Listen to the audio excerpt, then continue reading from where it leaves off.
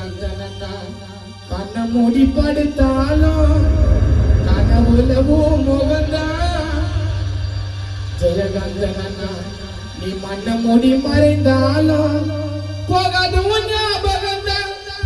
எங்க கூட இருக்கும் போது தெரியல வருமே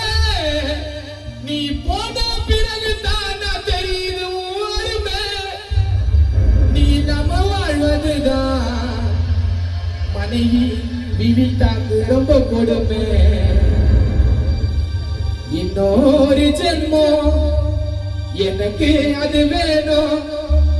ஜெயகாந்தன் அண்ணா அண்ணா நாங்க உன்னை பார்க்கத்தான் இந்த உயிரும் அது உனக்காகத்தான்